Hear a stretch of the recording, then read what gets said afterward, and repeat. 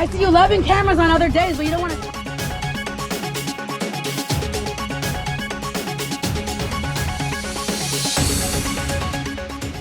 যুক্তরাষ্ট্রে অবৈধ অভিবাসন অভিযানে 10 বাংলাদেশি গ্রেপ্তার, ধর্ষণ, যৌন নির্যাতন, মাদক পাচার সহ প্রতারণার অভিযোগ।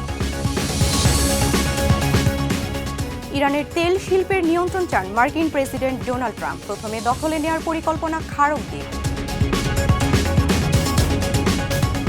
যুক্তরাষ্ট্রে নিরাপত্তার জন্য তৈরি অস্ত্র ছড়িয়ে পড়েছে অপরাধীদের হাতে, সংগঠিত অপরাধে ব্যবহৃত অস্ত্রের 20% যুক্তরাষ্ট্রেই তৈরি।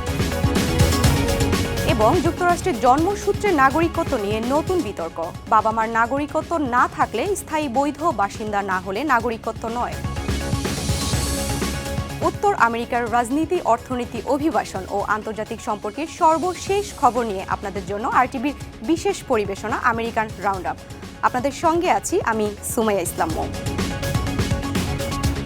যুক্তরাষ্ট্রের জননিরাপত্তার জন্য হুমকি এমন 10 বাংলাদেশিকে গ্রেপ্তার করেছে department of homeland security. Trump প্রশাসনের চলমান অবৈধ অভিবাসন বিরোধী অভিযানের অংশ হিসেবে গ্রেপ্তার হন এসব অভিযুক্ত।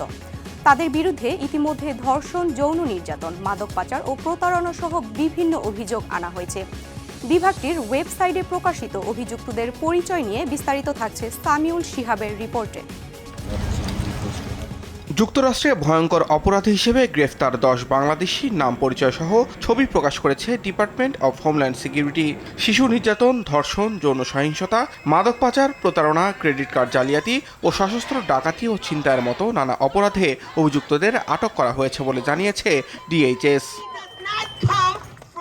তালিকার নিকৃষ্টতম অপরাধী হিসেবে গ্রেফতার 10 বাংলাদেশির মধ্যে কাজী আবু সাইদ ধরা পড়েছেন ক্যানসাস অঙ্গরাজ্যের ফোর্ট স্কট এলাকায়। তার বিরুদ্ধে অপ্রাপ্তবয়স্কদের যৌন কাজে ব্যবহার, অবৈধ জুয়া পরিচালনা এবং জুয়া সংক্রান্ত অপরাধের অভিযোগ রয়েছে।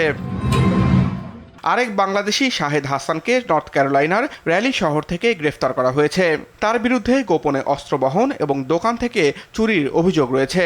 যৌন নির্যাতন এবং যৌন অপরাধের অভিযোগে নিউ ইয়র্ক অঙ্গরাজ্যের বাফেলো শহর থেকে গ্রেফতার হয়েছেন Mohammad Ahmed. I see you loving cameras on other days, but you don't want to talk. যৌন নির্যাতনের অভিযোগে নিউ ইয়র্ক সিটির কুইন্স থেকে গ্রেফতার হয়েছেন আরেক বাংলাদেশি মোহাম্মদ হোসেন। এছাড়া ভার্জিনিয়ার চ্যান্টলি শহর থেকে গাঁজা ও হ্যালোসিনোজেন জাতীয় মাদক বিক্রির অভিযোগে মাহতাবুদ্দিন আহমেদকে গ্রেফতার করা হয়েছে।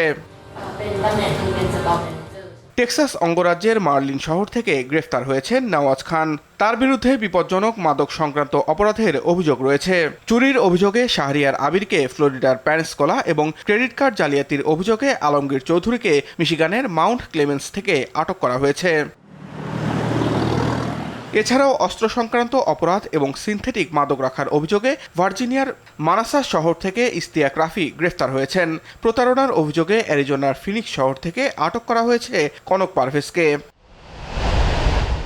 প্রেসিডেন্ট ট্রাম্পের নির্বাচনী অঙ্গীকার অনুযায়ী 1 বছরে 4 লাখ অবৈধ অভিবাসীকে গ্রেফতার করেছে immigration and customs enforcement ICE. তাদের মধ্যে গুরুতর অপরাধে দণ্ডিত 56,000 অভিবাসীও রয়েছে। হোমল্যান্ড সিকিউরিটি বিভাগের উপসহকারী মন্ত্রী লরেন বিস বলেছেন, এসব ব্যক্তি সমাজের জন্য হুমকি এবং তাদের যুক্তরাষ্ট্রে থাকার কোনো সুযোগ থাকা উচিত নয়। সামিউল শিহাব, আরটিভি। ইরানের তেল শিল্পের নিয়ন্ত্রণ নেওয়ার ইচ্ছা পোষণ করেছেন মার্কিন প্রেসিডেন্ট ডোনাল্ড ট্রাম্প। এ প্রসঙ্গে তিনি বলেছেন, ইরানে তার অগ্রাধিকার হবে তেলের নিয়ন্ত্রণ নেওয়া। মধ্যপ্রাচ্যে যুক্তরাষ্ট্রের সামরিক উপস্থিতি জোরদারের প্রেক্ষিতে ফিনান্সিয়াল টাইমসকে দেয়া এক সাক্ষাৎকারে একথা বলেন ট্রাম্প। ইরানের তেল শিল্পের নিয়ন্ত্রণ বিষয়ে সম্ভাব্য এই পদক্ষেপের সঙ্গে ভেনেজুয়েলার পরিস্থিতির তুলনা করেন তিনি। তবে এ ধরনের পদক্ষেপ বাস্তবায়ন করতে হলে যুক্তরাষ্ট্রকে ইরানের খাড়ক দ্বীপ দখল করতে হবে। ইরানের মোট তেল রপ্তানির সিংহভাগই এখান থেকে হয়। ডোনাল্ড ট্রাম্পের এই মন্তব্য এমন সময় এলো যখন যুক্তরাষ্ট্র ইসরায়েলের সঙ্গে ইরানের যুদ্ধ মধ্যপ্রাচ্যকে গভীর সংকটে ফেলেছে। গত জানুয়ারিতে ভেনেজুয়েলার নিকোলা মাদুরোকে তুলে নিয়ে যায়। এরপর দেশটির তেল শিল্পকে অনির্দিষ্টকালের জন্য নিজেদের নিয়ন্ত্রণে নেয়ার পরিকল্পনা করছে ওয়াশিংটন। ভাবুন তো, নিরাপত্তার জন্য তৈরি অস্ত্রই যদি ছড়িয়ে পড়ে অপরাধীদের হাতে, ঠিক এমনই এক উদ্বেগ এখন তোলপাড় করছে যুক্তরাষ্ট্রকে। মার্কিন সিনেটর এলিজাবেথ ওয়ারেন এবং কংগ্রেসম্যান গ্রেগরি মিক্স দাবি তুলেছেন, বৈধভাবে রপ্তানি হওয়া মার্কিন আগ্নেয়াস্ত্রই পৌঁছে যাচ্ছে অপরাধীদের হাতে। তারা বাণিজ্য বিভাগের কাছে জানতে চেয়েছেন 2025 সালের পর থেকে কত অস্ত্র রপ্তানি হয়েছে, এছাড়া এগুলো কোন দেশে গেছে, কারা কিনছে এবং এসব অস্ত্র যাতে অবৈধ বাজারে না যায় সেজন্য কী নজরদারি করা হয়েছে তাও জানতে চেয়েছেন এই দুই আইন প্রণেতা। এক পরিসংখ্যান বলছে দেশব্যাপী সংগঠিত অপরাধে ব্যবহৃত অস্ত্রের প্রায় 20% যুক্তরাষ্ট্রেই তৈরি।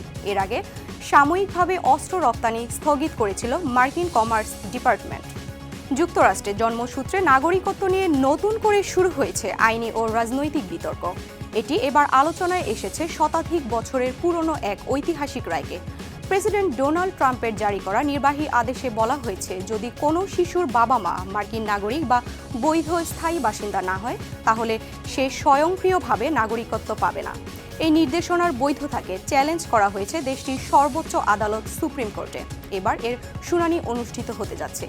এই বিতর্কের কেন্দ্রবিন্দুতে রয়েছে 1998 সালের ঐতিহাসিক মামলা, যেখানে ওং কিম আর্কের পক্ষে রায় দিয়ে আদালত ঘোষণা করেছিল যুক্তরাষ্ট্রের মাটিতে জন্ম নিলেই নাগরিকত্ব পাওয়া যাবে, এমনকি বাবা মা বিদেশি হলেও। অন্যদিকে ট্রাম্প প্রশাসনের যুক্তি দিচ্ছে জন্মসূত্রে নাগরিকত্বের এই নিয়ম অবৈধ অভিবাসনকে উৎসাহিত করে এবং বিদেশিদের বার্থ ট্যুরিজম এর মাধ্যমে সন্তানের নাগরিকত্ব নিশ্চিত করার পথ খুলে দেয়। যুক্তরাষ্ট্রের নতুন আইনে স্বাস্থ্যসেবা খাতে বড় পরিবর্তন আসতে যাচ্ছে। প্রেসিডেন্ট ডোনাল্ড ট্রাম্প স্বাক্ষরিত one big beautiful big and শিরোনামে এই বিলে নিম্ন আয়ের মানুষের জন্য স্বাস্থ্য ও খাদ্য সহায়তা কর্মসূচিতে কড়াকড়ি আরোপ করা হচ্ছে। এই আইনের সঙ্গে খাপ খাইয়ে নিতে বিভিন্ন অঙ্গরাজ্যে বড় বড় বেসরকারি প্রতিষ্ঠানের সহায়তা নিচ্ছে, যাদেরকে দিতে হচ্ছে মিলিয়ন ডলার। এই প্রতিষ্ঠানগুলো মূলত এমন কম্পিউটার সিস্টেম ও হালনাগাদ করছে যা নির্ধারিত করে কে মেডিকেইড বা খাদ্য সহায়তা কর্মসূচির আওতায় পড়বে। তবে সমালোচকরা বলছেন অতীতে এসব পদ্ধতির ভুলের কারণে অনেক যোগ্য মানুষও সুবিধা থেকে বঞ্চিত হয়েছেন। নতুন আইন অনুযায়ী মেডিকেল সুবিধা পেতে অনেক ক্ষেত্রে চাকরির শর্ত যুক্ত করা হচ্ছে, যা দরিদ্র মানুষের জন্য আরও জটিলতা তৈরি করবে। বিশ্লেষকদের মতে 2034 সালের মধ্যে প্রায় 75 লাখ মানুষ স্বাস্থ্যসেবা কভারেজ হারাতে পারেন এবং প্রায় 24 লাখ মানুষ খাদ্য সহায়তা থেকেও বাদ পড়তে পারেন। আপাতত যুক্তরাষ্ট্রের বিমানবন্দরগুলোতেই থাকছে ইমিগ্রেশন অ্যান্ড কাস্টমস এনফোর্সমেন্ট বা আইস কর্মকর্তারা, এমনটাই জানিয়েছেন হোয়াইট হাউসের সীমান্ত বিষয়ক দায়িত্বপ্রাপ্ত কর্মকর্তা টম হোম্যান। মূলত টিএসএ কর্মীরা বেতন পেতে শুরু করলেও আইস সদস্যদের সরিয়ে নেওয়া হবে কিনা তা নির্ভর করবে কয়জন কর্মী কাজে ফিরছেন এবং কতজন কর্মী চাকরি ছেড়েছেন তার উপর। টিএসএ কর্মীদের বেতন দ্রুত পরিশোধের পরিকল্পনা নেওয়া হয়েছে বলে জানান হোম্যান। তার মতে দীর্ঘদিন বেতন না পেয়ে অনেক কর্মী চরম আর্থিক সংকটে পড়েছেন এবং কেউ কেউ চাকরি ছাড়তেও বাধ্য হয়েছেন। ইতিমধ্যে প্রায় 50,000 টিএসএ কর্মী বেতন না পেয়েও কাজ চালিয়ে যাচ্ছেন। কর্মী সংকটের অজুহাতে মাত্র এক সপ্তাহ আগে বিমানবন্দরগুলোতে আইস সদস্য মোতায়েনের নির্দেশ দেন মার্কিন প্রেসিডেন্ট ডোনাল্ড ট্রাম্প। বর্তমানে তারা পরিচয় যাচাই সহ বিভিন্ন সহায়ক কাজে যুক্ত থেকে টিএস কর্মীদের চাপ কমাচ্ছেন।